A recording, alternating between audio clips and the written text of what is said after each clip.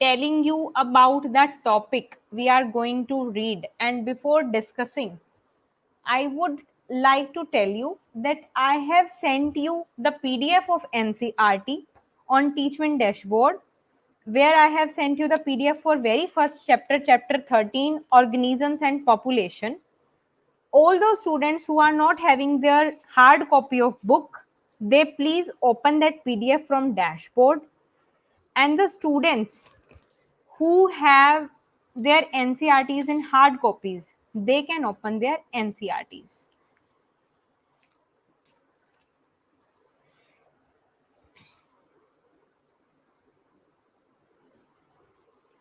Okay, so I am starting all these things.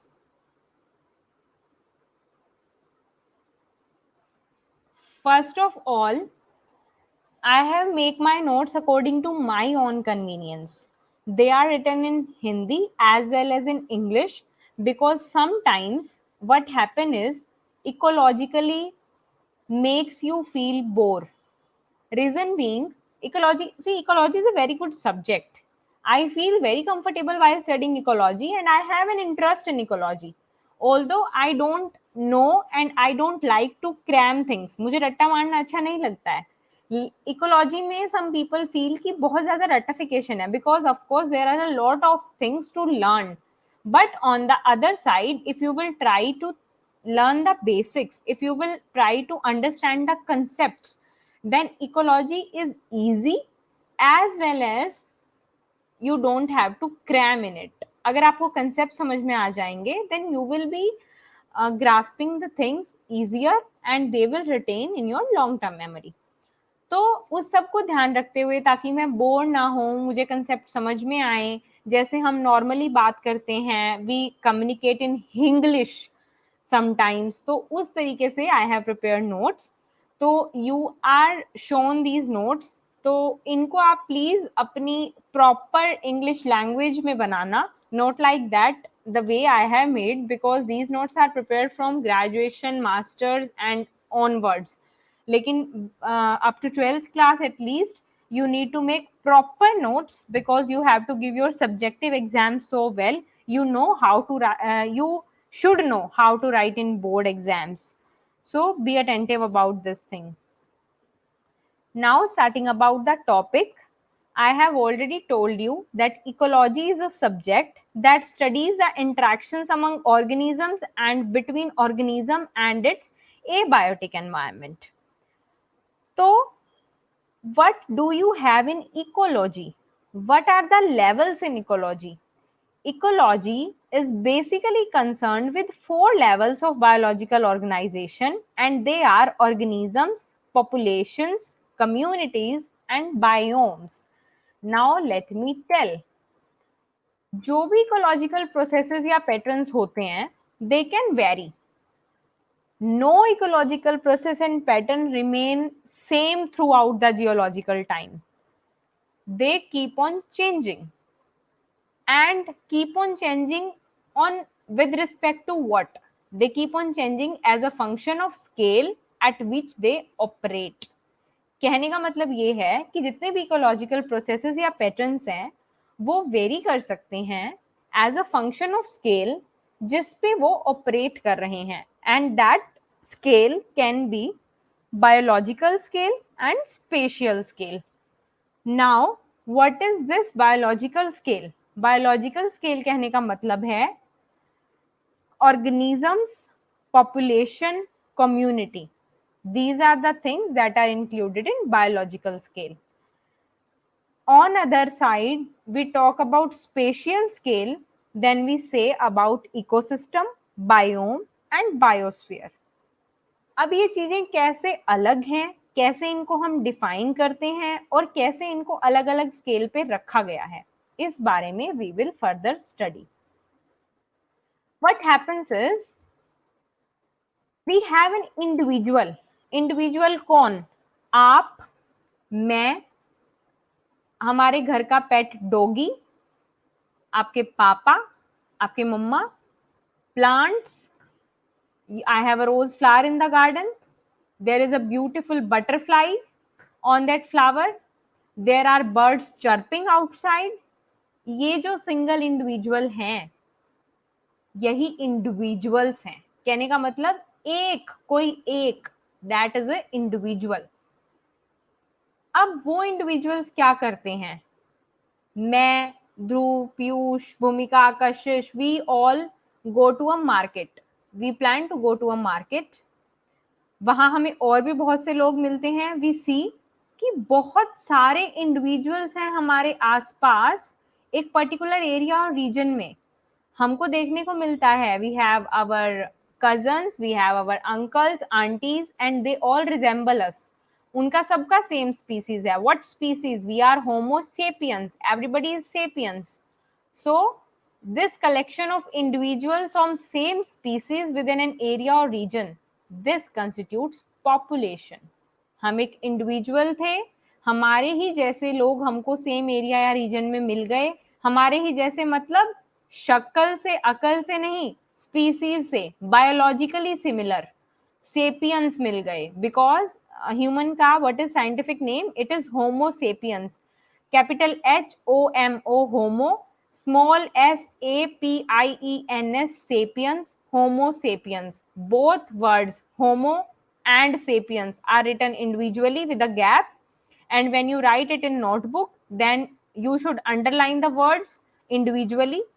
If I am printing the words, then they are italicized. Okay, so we are homo sapiens. तो collection of individuals जो same species की आपको एक area region में मिली, that is known as population. Then after that क्या हुआ? Communities बनी। कम्युनिटीज का मतलब क्या है? Different different species geographical area के अंदर प्रेजेंट हैं और उनकी वो complete population of different species geographical area में प्रेजेंट है। कहने का मतलब there is a population of dogs, there is a population of cats, you have monkeys roaming around your house, you have birds chirping, there are number of plants, there are number of insects, there are number of bacterias। इन सभी की population एक defined geographical area में, इससे क्या बनती है? Community. Individual से population बने, पॉपुलेशन से कम्युनिटी बन गई। Is it all? No, it's not all. We have next. अगर अब हम एबायोटिक और बायोटिक कंपोनेंट्स की बात कर रहे हैं, when we are talking about the community, तो वहां पे एबायोटिक और बायोटिक हर तरह के कंपोनेंट्स हैं, because there are different kinds of interactions and different kind of communities.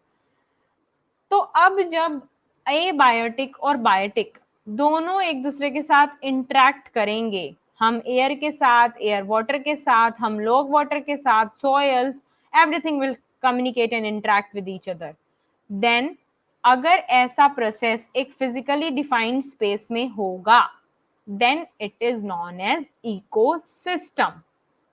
What we had an individual organism, then it constituted population, then we came to community, and now when in community abiotic and biotic factors are interacting with each other in a physically defined space, then it is known as ecosystem.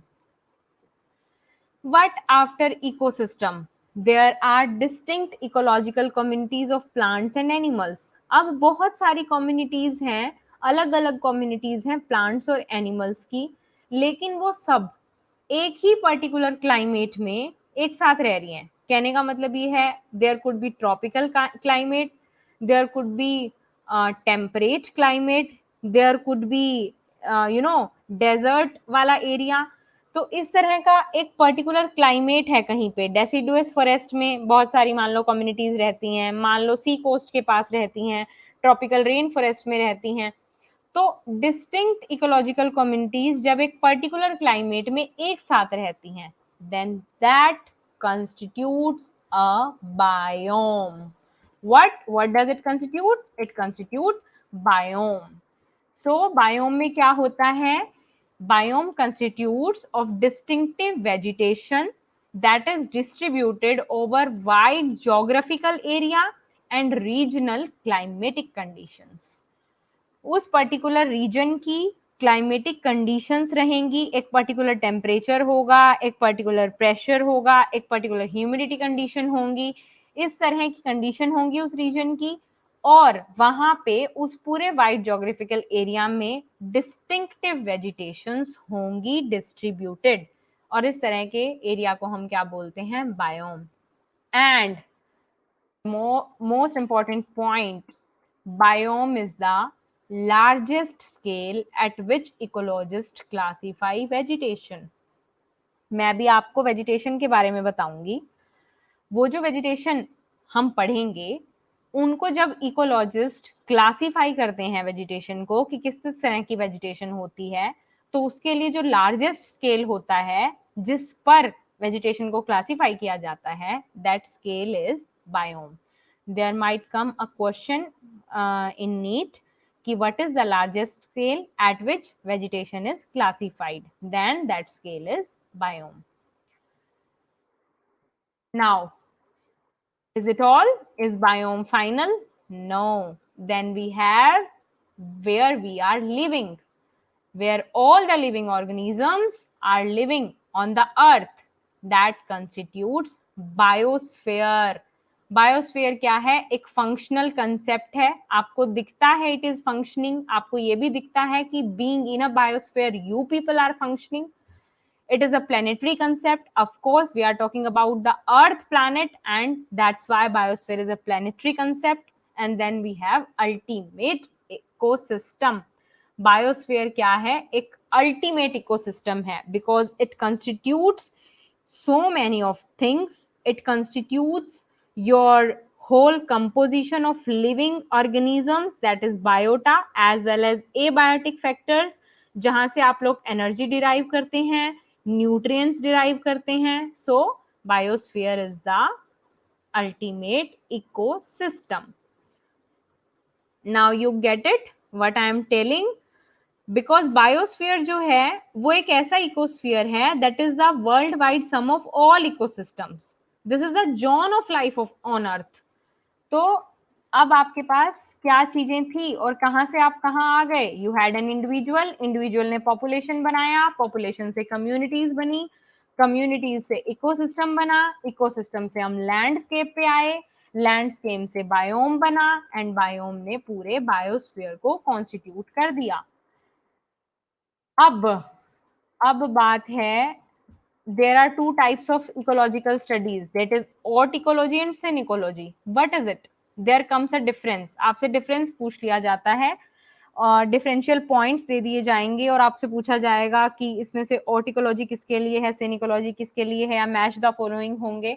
तो for that purpose जब individuals की entire species, कहने का मतलब पूरे Homo sapiens की या Corvus splendens है उसकी जब सबकी हम बात करेंगे, रोजा इंडिका की बात करेंगे, तो अगर हम पूरे कंप्लीट एंटायर स्पीसीज की बात कर रहे हैं या इंडिविजुअल की बात कर रहे हैं या हम पॉपुलेशन के लेवल पे बात कर रहे हैं, तो उसकी जो स्टडी होगी या जो उसके लिए डिफाइंड टर्म होगी, that is known as autecology. While on the other hand, when you talk about biotic community as a whole, especially organisms के बीच में जो links होते हैं वो, when I talk about commensalism, amensalism and all these things, I will teach you these things also. हम आगे further पढ़ेंगे.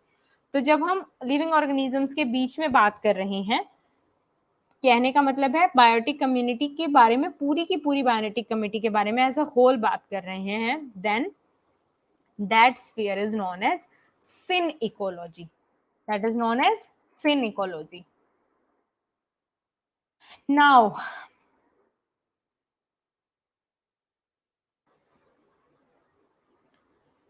you have this diagram. This is a diagram I was talking about कि वो मतलब ज़्यादा ऐसे it is made in some absurd manner, but I have tried. देखो एक बार just take a look कि ये complete diagram how is it visible, like complete diagram. It is like that. Okay.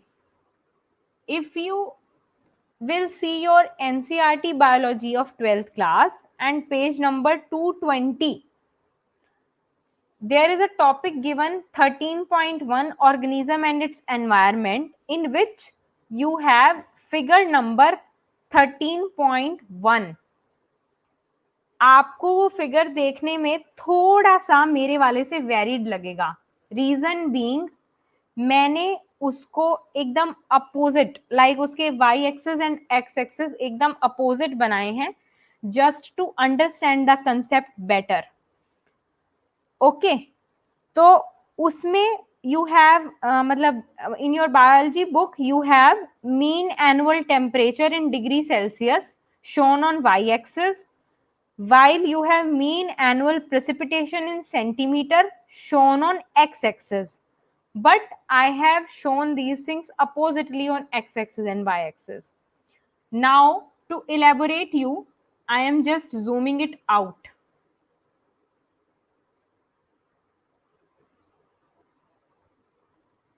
I talked about biome. What is biome? Largest geographical biotic unit है जिस पे ecologist vegetation को define करते हैं. Who gave this term? Clements and Shelford. There also comes Shelford's law of tolerance. I will talk about that also. तो उससे you can remember this name Shelford, and another scientist is Clements. They both were ecologists who defined the term biome, that is the largest geographical biotic unit. इसमें कोई भी हो, मतलब कोई भी plant species हो, there can be any plant species in biome, but वो इस बात पे डिपेंड करता है कि उस बायोम का वेजिटेशनल टाइप क्या है और क्लाइमेटिक कंडीशंस कैसी हैं. उन्हीं चीजों को डिफाइन करने के लिए and to learn all these things की कुछ एग्जाम्पल्स हम याद कर सकें, कुछ important examples that are important for the ecology as well as from exam point of view. To remember and learn all these things, we come across this diagram. That is the diagram of biome distribution with respect to annual temperature and precipitation. तो अब आप देखो how we depict this diagram. On the very upper highest peak point, I have shown tundra. They can be Arctic as well as alpine tundra. ये कौन सा area है? Which type of vegetation, which type of organisms are here? Firstly, in a red highlighted box, I have written tundra and desert biomes are least productive. So this is the fact. जो tundra और desert biomes हैं, ये सबसे कम productive होते हैं. Reason being कि जो उनकी ओवरऑल वेरिएशंस होती हैं, including the annual variation in precipitation. कहने का प्रेसिपिटेशन किसको बोलते हैं? Precipitation is not rain, precipitation is a combination of rain and snow. तो उसमें जो वेरिएशंस होते हैं प्रेसिपिटेशन में, उन सब की वजह से डिफरेंट डिफरेंट तरह के बायोम्स बन रहे हैं, just like desert, rain forest, tundra and all. तो डिपेंडिंग ऑल दीज थिंग्स, जिस तरह की कंडीशन टुंड्रा में रहती हैं, उस हिसाब से it is the least productive biome along with deserts. So what are the organisms, what are the conditions in tundra? Just look it out. You have grasses, sedges, lichens, reindeer moss. You would have studied about reindeer moss in bryophytes. तो उस तरह के plants, grasses, sages, lichens, reindeer Moses, these plants grow in tundra. Tundra is an area consisting of polar desert. Polar का मतलब क्या है? Where there would be so much of snow, there would be very much less temperature. Temperature around -15 degrees Celsius. -15. Do you understand? It is very less temperature. वहां पे बर्फ जमेगा. So tundra is a polar desert. Short growing season वहां पे होता है. There is very low precipitation. कितना low? Around 50 to 120 mean annual precipitation. Around 50 to 120 centimeter mean annual precipitation occurs in tundra, and the temperature ranges from -15 to almost 2 degrees Celsius.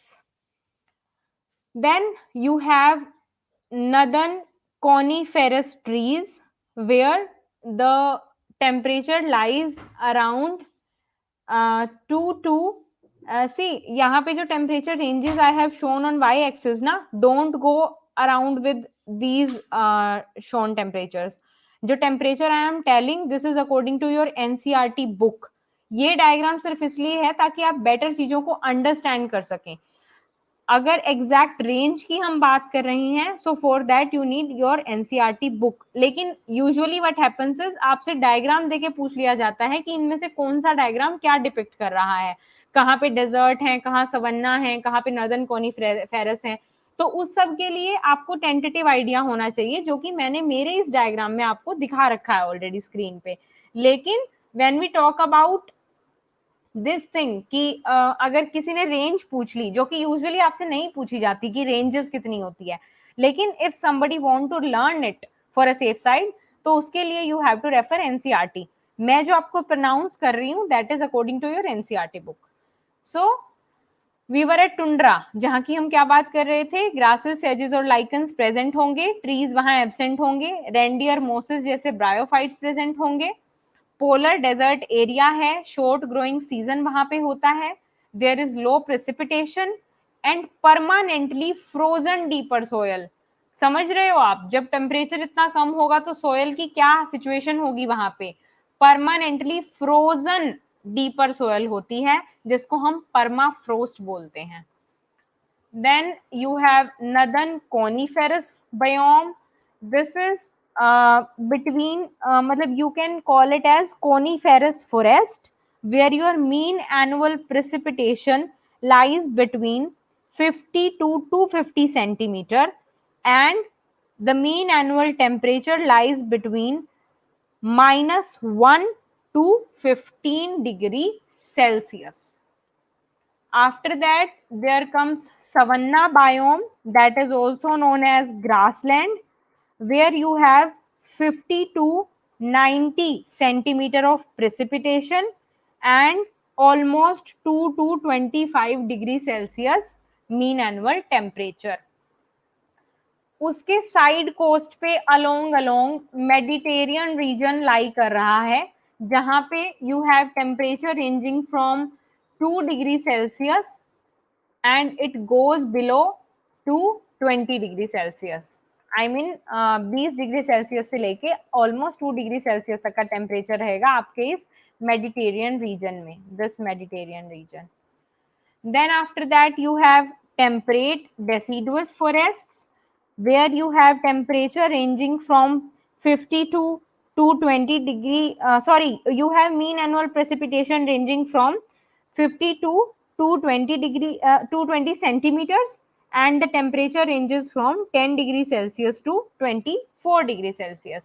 अब अगर हम बात करें यहाँ के क्लाइमेट की, then what is the climate and what type of vegetation is present? This can be an important question from exam point of view. Sometimes they ask कि temperate deciduous forest के characteristics क्या क्या होते हैं. So what are the characteristics? There are hot summers and cold winters. Of course, summers are hot and winters are cold. लेकिन more than what we observe around us. बहुत ज्यादा hot summers and बहुत ज्यादा cold winters. Less rainfall than savanna. Savanna biome जो है grassland वाले biome को ही हम सवन्ना बायोम बोलते हैं, जो वो है उससे कम रेनफॉल होती है एंड ओकेजनल फायर्स भी हो जाती हैं. यू वुड हैव अभी पीछे कुछ उत्तराखंड फॉरेस्ट में फायर्स हुए थे 1-2 साल पहले, और भी बहुत सारे ऐसे केसेस होते रहते हैं फॉरेस्ट फायर्स के. तो usually fire catches in the temperate deciduous forest. Occasional fire होती हैं and there are seasonal drought, सूखापन. One term you have flood, बाढ़ आ जाना, एंड ड्रॉट इज सूखा पड़ना. सो सीजनल ड्रॉट भी हो जाती हैं टेम्परेट डेसिडुअस फॉरेस्ट में. And which type of vegetation is present? Prairies and steppes. Prairies मतलब tall grasses are present and steppes मतलब short grasses are present. PRAIRIES, that is prairies, tall grasses. Next one you have STEPPES. TPs, short grasses. Also, I have highlighted a point. In furthermore chapters, we will study about NPP, that is net primary productivity. यहाँ पे I have just told you to remember and to make it note. Tropical region से poles की तरफ जाते हुए आपकी net primary productivity decline हो जाती है. Net primary productivity reduces while moving from tropical regions towards poles. Then you have ephemeral or known as succulent ephemeral biome, जहाँ ephemeral succulents and non-succulent plants. This is the type of vegetation. Ephemeral, succulents and non-succulents. Why I am talking about these things? Because जो आपका desert area है, that constitute of 5 to 24 degree Celsius temperature and less than 50 centimetre mean annual precipitation. ये जो desert area है जहां पे you have hot days and cold nights और उसका हाई एलिवेशन भी होता है, this area has vegetation known as ephemeral, succulents and non succulent plants. Do you understand what is ephemeral? Ephemeral plants, हम उन प्लांट्स को बोलते हैं जो बहुत शॉर्ट लिव्ड प्लांट्स होते हैं. वो एक या उससे थोड़ी सी ज्यादा जनरेशंस पर ईयर के हिसाब से ही दे स्टे अलाइव, एंड वो सिर्फ कुछ फेवरेबल पीरियड्स में जब उनको एडिक्वेट मॉइस्चर मिल जाता है, सिर्फ उस टाइम में ही वो ग्रो करते हैं. और जब उनको अनफेवरेबल कंडीशंस मिलती हैं, देन उस टाइप के पीरियड को वो सीड्स की फॉर्म में रहकर ही पास करते हैं. This is known as ephemerals. Ephemerals is the term commonly referred for short-lived plant. Any short-lived plant can be ephemeral plant. Then you have maybe some of you might have heard about hyacinthiodes. जो hyacinthiodes होते हैं या फिर हम उनको Bluebell भी बोलते हैं, these plants are known as ephemeral plants. बहुत short lived होते हैं वो. Then you have succulents. There is a plant, वो बहुत common plant होता है घरों में, उसके छोटे छोटे leaves होते हैं थोड़े मोटे मोटे से. So when I used to during my childhood I even used to eat those leaves क्योंकि वो बहुत खट्टे मीठे leaves होते हैं. If I will find a picture, then I will show the picture also. That type of plants are succulent plants. Jin plants में fleshy thickened leaves होते हैं and usually वो arid climate या soil condition के लिए बने होते हैं because they need very less water. In our house, I mean talking about my house, we have a lot of plants here and we keep succulent plants in our washrooms and living areas because इनको बहुत कम पानी की जरूरत होती है and they look so much beautiful क्योंकि इनके fleshy leaves होते हैं, तो so they provide ornamental value. Then there could be some non-succulent plants in desert too, other than the ephemerals and you know what I was talking about, succulent plant. तो उसके अलावा भी कुछ plant हो सकते हैं जो कि नॉन सकुलेंट्स होते हैं, जो डेजर्ट एरिया में मिलते हैं, जिनको हम जीरोफाइट्स भी बोल सकते हैं. There could be cacti, pineapples and all. So they are also found in desert. Aloe तो बहुत आपने घर पे आराम से सुना होगा, एलोवीरा, वो भी डेजर्ट्स में मिलता है. उसके अलावा euphorbias, you study euphorbia in morphology वाला चैप्टर +1 क्लास का, मॉर्फोलॉजी ऑफ फ्लावरिंग प्लांट, वहां पे नाम आता है यूफोरबिया का. सो यूफोरबिया भी होता है. Agave is also there. These type of plants are grown in desert. Then we have savanna again, and then you have sorry. Yeah, then you have tropical forests.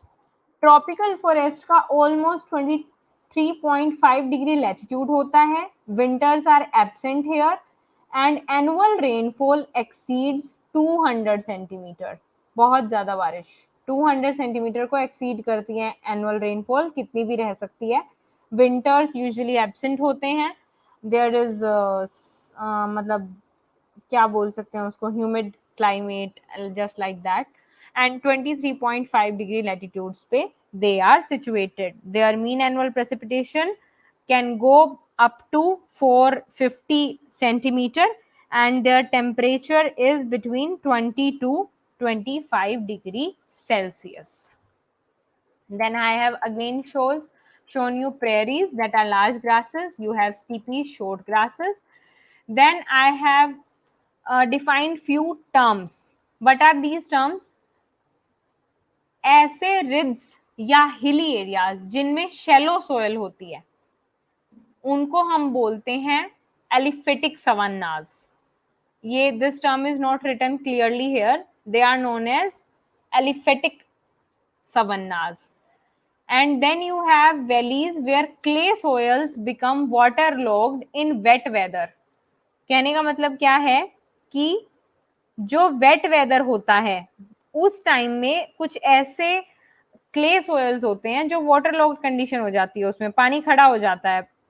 तो ऐसी जो वैलीज होती हैं जहां पे clay soils become water locked in wet weather, that are known as edaphic savannas. Then you have मतलब ऐसे आपने लोग देखे होंगे जो फॉरेस्ट लैंड को क्लियर करते हैं कल्टीवेशन के लिए. Sometimes forest land is clear for cultivation. तो इन तरह के सवन्नास को हम क्या बोलते हैं? These are known as derived savannas. Then you have frequent recurring fire, जिसके बारे में मैंने अभी बात की थी. पीरियोडिक ड्रॉट एंड ग्रेजिंग, इस तरह का जो पोर्शन होता है, these are major selective forces dominating the evolution of plant traits in savannas. जो सवन्नास में इवोल्यूशन हो रहा है प्लांट ट्रेट्स का, उसको डोमिनेट करने के लिए जो मेजर सेलेक्टिव फोर्सेस हैं, what are these forces? Frequent recurring fire, periodic drought and grazing. क्योंकि यहाँ पे जो डोमिनेंट वेजिटेशन है that is fire adapted, fire से एडप्टेशन हो जाता है उसको. And yeah, two more points we will cover. That is Taiga biome, that is the largest terrestrial biome on earth. This is a question for you.